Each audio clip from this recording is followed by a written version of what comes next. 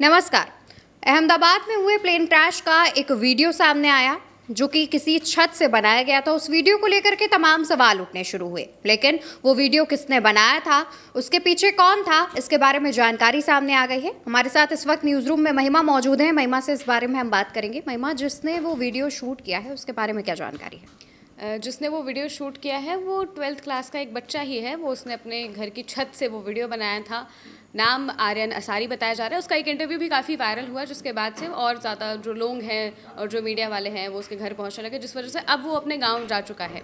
Video के बारे में जो उसने बातें बताई हैं वो काफ़ी सोचने वाली हैं, क्योंकि जो उसने वीडियो लिया था, जिस वक्त लिया था, जिस तरह से लिया था, उसने पूरा उसकी बहुत डिटेल में सारी बातें बताई। तो वो हम आपको एक एक करके बता देते हैं। आर्यन जिस तरह से वो बता रहे थे कि वो जब अहमदाबाद आए थे तो वो अपने गांव से अहमदाबाद किताबें लेने के लिए आए थे। 11th उन्होंने क्रॉस कर लिया था, 12th में उनका एडमिशन हो गया था।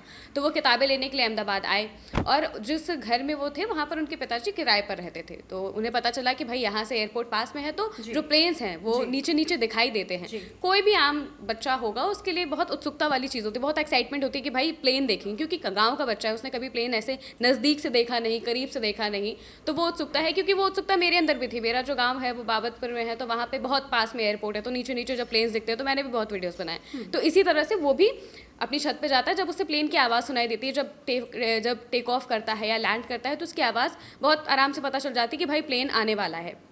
तो ये जैसे उसे आवाज़ पता चलती है तो वो नीचे से ऊपर आता है, छत पर अपनी वीडियो बनाने लगता है प्लेन की। वो ये बात कहता है कि मैं जब देख रहा था तो वो प्लेन जो है वो सीधे सीधे जा रहा था। नॉर्मली प्लेन जब टेक ऑफ करता है तो वो इस डायरेक्शन में जाता है, लेकिन वो जो वीडियो बना रहा था वो ये बात कह रहा था कि वो देख रहा था कि वो प्लेन जो है वो सीधे सीधे ऐसे जा रहा है। उसे क्या लगा, वो तो भाई बच्चा है, उसे लगा कि भाई हो सकता है कि जो एयरपोर्ट का है दूसरा हिस्सा उस जगह पर होगा, तो वहाँ पर वो लैंड कर रहा होगा। लेकिन इतने ही देर में क्या होता है कि वो वीडियो बना ही रहा होता है और एकदम से आसमान में आग का एक बड़ा सा धुआं निकलता है, बड़ा सा जो गुबार, जो कि हम लोगों ने खुद भी वीडियोस में देखा है, वो पूरी तरह से दिखाई देता है। और उसके बाद उसे ये बात अनजाने में ही सही, उसे ये बाद में ये बात पता चली कि वो एक चश्मदीद बन गया है। इस पूरे जो भी क्रैश हुआ, प्लेन क्रैश हुआ, उस पूरी घटना का एक इकलौता चश्मदीद बन गया था। और उसका वीडियो फिर बाद में वायरल हुआ, फिर उसके इंटरव्यू सामने आने लगे और बहुत तरह की इसी तरह से बातें होने लगी। बिल्कुल। और देखिए, जिस तरीके से उस लड़के ने ये वीडियो बनाया, उसके बाद तमाम मीडिया कर्मी जब उसके घर पहुंचने लगे तो वो काफ़ी डर गया था, सहम गया था। वो ठीक से बात भी नहीं कर पा रहा था। उसके जो कई वीडियोज़ हैं, हमने, महिमा ने, सभी ने देखे, तो उसमें वो काफ़ी ज़्यादा घबराया हुआ नज़र आ रहा था, ठीक से बात नहीं कर पा रहा था। लेकिन इसी बीच खबर ये सामने आती है कि जब उस लड़के का इंटरव्यू होने लगा तो उसे पुलिस पकड़ कर ले गई। महिमा, जब वो पुलिस लेकर के गई तो पुलिस ने उससे क्या बातचीत की, इसके बारे में क्या जानकारी है? नॉर्मली सबको लग रहा होगा कि भाई उसका जो इंटरव्यू वायरल हुआ किसी चीज़ के लिए या किसी वजह से पुलिस ले गई, तो ऐसा कुछ नहीं था। पुलिस इस वजह से लेकर गई थी क्योंकि वो एक इकलौता चश्मदीद उस पूरी घटना का माना जा रहा है, क्योंकि उसी ने उस वक्त वीडियो बनाया। तो पुलिस को जब पता चला, जिस तरह से उसका इंटरव्यू वायरल हुआ, तो पुलिस को पता चला कि भाई ये चश्मदीद है, तो उसका बयान रिकॉर्ड करने के लिए वो उसे लेकर गई थी।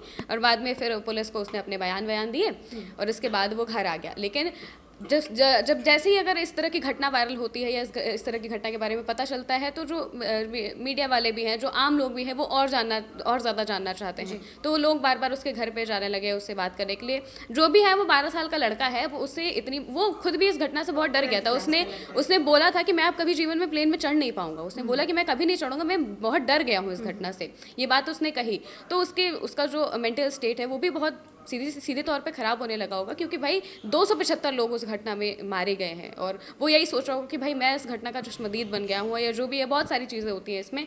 तो इस वजह से वो लेकिन यहाँ पर एक और ये सवाल उठता है कि आमतौर पर जैसे जब खबर ये सामने आई कि उसे पुलिस वाले लेकर के गए हैं, तो लोग सोशल मीडिया पर ये पूछने लगे कि क्या उसने उस घटना का वीडियो अनजाने में बना लिया, उसे तो नहीं पता था कि ऐसी कुछ घटना होने वाली है, तो क्या उसने जो घटना का वीडियो बना लिया, इस वजह से वो किसी परेशानी में फंस गया है जिस वजह से पुलिस ले गई? नहीं, ऐसा कुछ नहीं था। परेशानी वाली बात इसमें नहीं है। बस यही है कि भाई पुलिस भी जानना चाहेगी कि भाई जो भी चश्मदीद है उनके बयान रिकॉर्ड हो सके, जो लोग वहाँ पर मौजूद थे।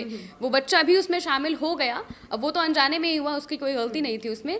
तो बस इसीलिए बस बयान रिकॉर्ड करने के लिए पुलिस लेकर गई थी। अब अनजाने में अगर कोई वीडियो बन गया है और पुलिस को या प्रशासन को पता चलता है कि इस तरह का कुछ है और कोई हमारे पास चश्मदीद है, तो वो उसका बयान रिकॉर्ड करेंगे ही, वो चाहे बच्चा ही क्यों ना हो या फिर वो कोई अडल्ट ही क्यों ना हो। तो उसकी जगह पर अगर और कोई होता तो शायद पुलिस उनका भी बयान रिकॉर्ड करती। तो परेशानी में फंसने वाली बात नहीं है, लेकिन मिडिल क्लास फैमिली के लिए यही होता है ना कि भाई जिन्होंने, वो तो चाहेंगे कि मेरा पुलिस से किसी भी तरफ से कभी सामना ना पड़े।